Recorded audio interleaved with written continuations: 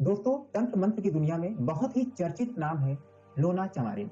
लोना एक गरीब परिवार की लड़की थी। वह विश्वविख्यात तांत्रिक कैसे बनी? आइए इसी के इतिहास पर आज करने वाले हैं बात मिस्टीरियस सुजीत के साथ। इस वीडियो में हम यह भी बताएंगे कि आखिर लोना चमारिन को तंत्र की देवी क्यों कहा जाता है। दोस्तों, मैं आपको बता दूं, भारत देश के पंजाब प्रांत के अमृतसर में एक चमार परिवार में जन्मी परियों समान सुंदर लड़की थी। बचपन से ही उसकी सुंदरता पर हर कोई मोहित था। किशोरावस्था में ही उस पर कई लोगों की गंदी नजरें पड़ने लगी थी। इस वीडियो में हम यह भी बताएंगे कि आखिर पंजाब प्रांत में रहने वाली लोना असम राज्य के कमरू जिले में माँ कामाख्या देवी मंदिर कैसे पहुंची, वो भी 11वीं शताब्दी में, जब न कोई गाड़ी थी, न घोड़ा था, पैदल ही ट्रेवल करना था और ना ही कोई कंपास था, ना ही कोई डायरेक्शन सैटेलाइट था। तो आइए शुरू करते हैं इस कहानी की शुरुआत कैसे हुई जो लोना को एक महान तांत्रिक बनने के लिए विवश किया। अमृतसर का एक छोटा सा गांव जिसका नाम था चमरी। चमरी गांव में एक चमार जाति का छोटा परिवार रहता था। आपको इतना तो पता है कि उस समय इन छोटी जातियों के प्रति बड़ी जातियों के लोगों का क्या व्यवहार था। उस समय उस चमार परिवार की जो दशा थी वो भी वैसे ही थी। उस चमार परिवार में एक बहुत सुंदर लड़की का जन्म हुआ। वह लड़की इतना सुंदर थी कि बालपन से ही उस पर सभी मोहित थे। उसकी सुंदरता के साथ उस लड़की का नाम पड़ा लोना। लोना बहुत सुंदर थी, लेकिन कहते हैं कि गरीब घर में सुंदरता वरदान नहीं, अभिशाप होती है। लोना के लिए उसकी सुंदरता अभिशाप बन गई थी। गांव के लोगों की नजरें उस पर गलत रूप से पड़ने लगी थी। लोना के माता पिता सहित 2 भाई थे। एक भाई का नाम था इले और दूसरे का नाम था गेंदा। ये दोनों भाई अपनी बहन लोना के प्रति गांव वालों की बिगड़ती नजर को लेकर बहुत चिंता करते थे। गांव वालों से लोना की आबरू बचाने के लिए बालपन से ही विवाह करा दिया था। गांव में कुछ सालों रही, फिर गौना के साथ अपने पति के घर चली गई। शादी बहुत कम उम्र में लोना की हो गई थी, इसलिए उसका विवाह सफल नहीं रहा और वह अपने पति से झगड़ा करके अपने घर वापस आ गई। अब लोना लगभग 12 से 14 साल की युवती हो गई थी। विवाहिता तो थी, लेकिन पति को छोड़कर वह अपने गांव में रह रही थी। एक तथाकथित छोटी जाति की थी, गरीबी में पल बढ़ रही थी, यौवन अभी थोड़ा आ चुका था। ऐसे में गांव वालों की नजर उस पर खराब हो जाए, उस समय के हिसाब से कोई संदेह वाली बात नहीं थी। और हुआ भी वही। चमरी गांव के लोगों ने लोना के ऊपर अपनी गंदी नजर डालना शुरू कर दिया। उसी गांव में 11 ठाकुरों का एक दबंग परिवार रहता था। जिस परिवार में 11 पुरुष थे, इसीलिए वह 11 ठाकुरों का परिवार कहलाया। उसी ठाकुर खानदान से एक लड़का लोना के साथ शारीरिक संबंध स्थापित करने का निमंत्रण दिया, लेकिन लोना ने इनकार कर दिया। लोना के मना करने पर क्रोधित ठाकुर के लड़के का जो पारा था वो बहुत 7वें आसमान पे पहुंच गया। अब बात ठाकुरों की इज्जत की थी, तो फिर ठाकुरों ने उसे अपनी हवेली पे खिंचवाकर यानी बुलाकर 11 ठाकुरों ने बारी बारी से उसका बलात्कार किया। उस समय लोना के साथ इतनी बड़ी दरिंदगी हो गई। उस समय ना सुप्रीम कोर्ट था, ना संविधान था, ना ही कोई कोर्ट था और राजा के पास इन सब छोटे मामलों में सुनवाई करने का कोई समय नहीं होता था। और सुनवाई भी होती थी तो बड़े लोगों के पक्ष में ही सुनवाई होती थी। उस समय ज्यादातर राजा महाराजा भी छोटे तबके के लोग जो थे उनके बहन बेटियों के साथ शोषण करते रहते थे और इतिहास गवाह है इन सब मामलों में जीत हमेशा ही बड़े लोगों की हुई है। 11 ठाकुरों का दबदबा इतना ज्यादा था कि कोई भी उनकी तरफ उंगली उठाने से बच रहा था। लोना चाहती थी अपने ऊपर हुए अत्याचार का बदला लेना, लेकिन लोना को बदला लेने के लिए कोई भी रास्ता दिख नहीं रहा था। तभी लोना ने कहीं से योगनियों के बारे में सुना जो कि दिल्ली में रहते थे। लोना शुरू से ही तरह तरह की कहानियां सुना करती थी। उस समय तंत्र मंत्र का प्रचार बहुत जोरों पर था। योगियों और योगिनियों ने अपने प्रचार प्रसार का बहुत सारे माध्यम से फैला दिए थे। वे योगीजन बाबा गोरखनाथ की परंपरा से आते थे। इन योगिनियों ने और योगियों के चलते ही संस्कृत मंत्रोच्चार की जगह साबर मंत्रोच्चार का प्रचलन बढ़ने लगा था। आपने तंत्र के बारे में सुना होगा, मंत्र के बारे में सुना होगा, आपने साबर मंत्र के बारे में भी सुना होगा। इन पर भी वीडियो बहुत जल्दी आएगी, ठीक है? तो चैनल को सब्सक्राइब करना ना भूलें। कहानी में आगे चलते हैं। जब भारत में इस्लाम के सूफी मत को मानने वाले लोग अपना पैर पसार चुके थे, ये सूफी संत भी भारतीय पद्धति से मिलजुल कर एक नई पद्धति का निर्माण कर रहे थे। इसी पद्धति में आता है साबर मंत्रोच्चार। एक तो साबर मंत्र वो है जो पारंपरिक योग भाषा संस्कृत के अलावा स्थानीय ग्रामीण भाषाओं में लिखा पढ़ा जाता है। सनातन धर्म में मंत्रोच्चार संस्कृत भाषा में है, लेकिन इसके विपरीत साबर मंत्र का उच्चारण स्थानीय भाषाओं में किया जाता है। अधिकतर संस्कृत मंत्रों का सीधा अनुवाद नहीं होता है, किंतु उसका एक पूर्व निर्धारित अर्थ हो सकता है। साबर मंत्रों में संस्कृत के शब्दों का प्रयोग कम, स्थानीय भाषा का प्रयोग सबसे ज्यादा होता है और ये बहुत जल्दी सिद्ध भी हो जाते हैं। अधिकतर लोग साबर मंत्रों का ही प्रयोग करके टोना टोटका करते हैं। अब बात करते हैं कि लोना को दिल्ली की जो योगिनियां थी उनकी कहानी दिमाग में बैठ रही थी। एक दिन लोना ने उन योगिनियों से मिलने का प्रण कर लिया और वो पंजाब से दिल्ली की ओर चल पड़ी। कम उम्र रहते हुए भी अपने आप को बचाते हुए वो दिल्ली किसी न किसी तरह से वो पहुंच गई।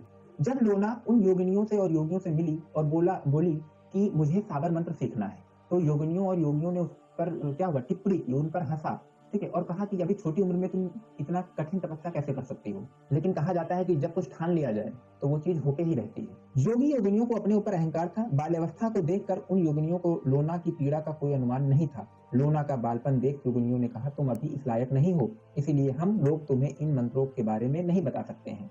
लेकिन लोना कहाँ मानने वाली थी, वह भी हट कर बैठी और वह वहीं पर बैठ गई। कई दिन गुजर गए, लोना वहां पर बैठी रही और अंत में योगी योगिनियों ने कहा कि हम तुमको मंत्र की शिक्षा नहीं दे सकते हैं, लेकिन एक ऐसा स्थान है जहां से तुम मंत्र और साबर मंत्रों की प्राप्ति कर सकती हो। तब लोना ने कहा कि मुझे उस प्रदेश का नाम बताइए जहां से आप लोगों ने ये चीजें सीखी हैं। वहां की योगिनियों ने बताया कि कामाख्या देवी असम में है, जो कामरूप जिले में है। वहां पर आप जाइए, वहां से आपको सिद्धि प्राप्त हो जाएगी। हम लोगों ने वहीं से विद्या सीखी। अब बात थी कि असम में कामरूप जिला जो था, वहां पर कैसे जाएं। ये सबसे बड़ा लोना के सामने सबसे बड़ा चैलेंज था।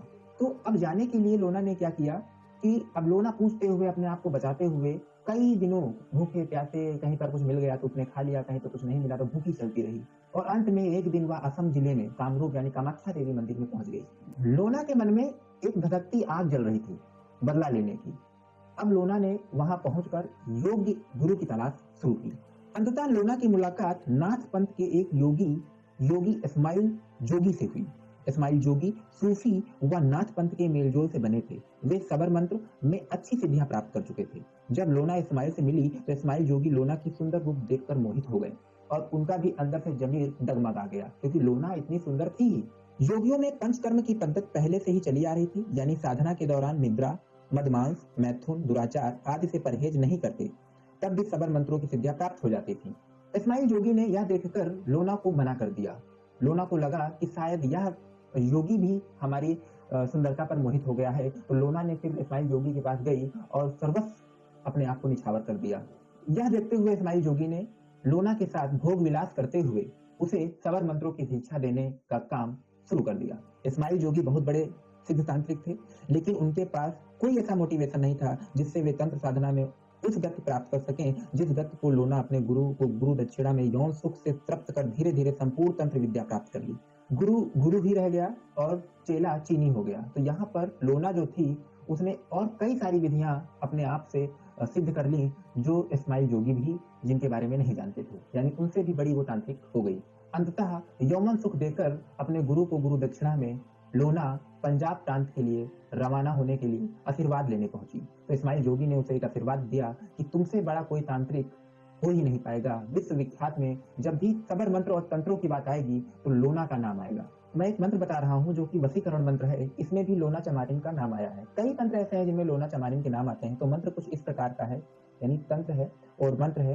कामरू देश कामाख्या देवी जहाँ बसे इस्माइल जोगी की लगी फुलवारी, फूल चुने लोना चमारिन, जो लेई यो फूल की बात, बहकी जान हमारे पास, घर छोड़े घर आंगन छोड़े, जोड़े कुटुंब की मोह लाज, दुहाई लोना चमारी की। यह एक मंत्र है जो कि वशीकरण मंत्र है।